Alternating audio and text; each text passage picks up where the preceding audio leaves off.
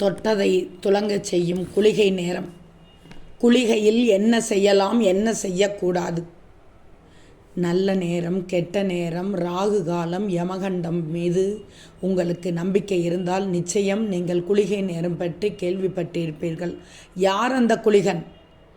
குளிகை நேரத்தில் எதை செய்யலாம், எதை செய்யக்கூடாது? தினந்தோறும் வரும் குளிகை நேரம் எப்போது வரும்? சூரியன் முதலான கிரகங்கள் 7ற்கும் 7 நாட்களின் பெயர் சூட்டினார்கள். ராகுவிற்கு தினமும் ராகு காலமாகவும் கேதுவிற்கு யமகண்ட நேரமாகவும் ஒதுக்கப்பட்டது. மாந்தன் என்பவன் சனி பகவான், அவனுடைய புதல்வன் மாந்தி. சனி கிரகத்திலிருந்து வெளிவந்தவர். அவருக்கு குளிகன் என்ற பெயர் உண்டு. சொல்லும்போது மாந்தியையும் அதாவது குளிகனையும் சேர்த்து சொல்லணும். நல்ல செயல்கள் செய்யும்போது குளிகை காலம் பார்க்க தேவையில்லை, தாராளமாக செய்யலாம். முன்னோர் வழிபாடு காரியங்கள் செய்யும்போது குளிகையில் செய்யக்கூடாது. குளிகை நேரத்தில் ஒரு காரியத்தை தொடங்கினால் அது வளர்ந்து கொண்டே இருக்கும் என்பது நம்பிக்கை. குளிகை என்ற நல்ல வேலையில் சொத்து வாங்குவது, சுப நிகழ்வுகள், கடனை திருப்பிக் கொடுப்பது, பிறந்த நாள் கொண்டாடுவது போன்ற செய்வதால் அவை எந்த தடையும் இல்லாமல் நடப்பது மட்டுமின்றி இதுபோன்ற நல்ல நிகழ்ச்சிகள் தொடர்ந்து நடந்து கொண்டே இருக்கும். குளிகையில் என்ன செய்யக்கூடாது? அடகு வைப்பது, கடன் வாங்குவது, வீட்டை காலி செய்வது, இறந்தவர் உடலை கொண்டு செல்வது போன்ற விஷயங்களை குளிகை நேரத்தில் செய்யக்கூடாது.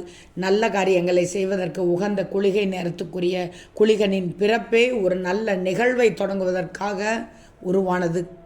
இந்த குளிகன் உருவான கதை ராவணின் மனைவி மண்டோதரி நிறைமாத கர்ப்பிணியாக இருக்கும்போது சுக்கராச்சாரியரை சந்தித்து எப்போது வேண்டுமானாலும் குழந்தை பிறக்கும் நிலையில் உள்ளதென்றும், யாராலும் வெல்ல முடியாத அழகும் அறிவும் கொண்ட மகனே உனக்கு பிறக்க வேண்டும் என்றும், அதற்கு என்ன வழி என்றும் கேட்டார். கிரகங்கள் அனைத்தும் ஒரே கட்டத்தில் இருக்கும் நேரத்தில் உனக்கு குழந்தை பிறந்தால் அந்த குழந்தை நீ விரும்பிய எல்லா சிறப்புகளும் கொண்டதாக இருக்கும் என்றார். ஒரே அறைக்குள் அடைத்து விட்டார் ராவணன். கிரகங்கள் யாவும் தவித்து போயின. குழந்தை பிறக்க முடியாமல் மண்டோதரி பெரும் தவிப்பில் கிடந்தார். வலி அதிகம் இருந்த போதிலும் குழந்தை பிறக்கவில்லை.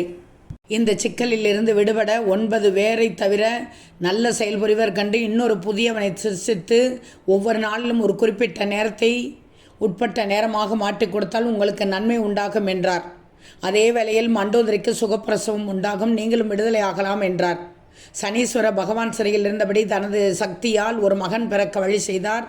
குளிகன் பிறந்த அதே நேரம் மண்டோதரிக்கும் அழகான ஒரு மகன் பிறந்தான். அவனுக்கு மேகநாதன் என்று பெயர் சூட்டினர். தான் பிறக்கும் போதே நல்லதை நடத்தி வைத்ததால் குளிகன் நவகிரகங்களால் பாராட்டப்பட்டார். குளிகை நேரத்தை அறிந்து நல்ல காரியங்களை செய்து வாழ்வில் வளம் பெறுங்கள்.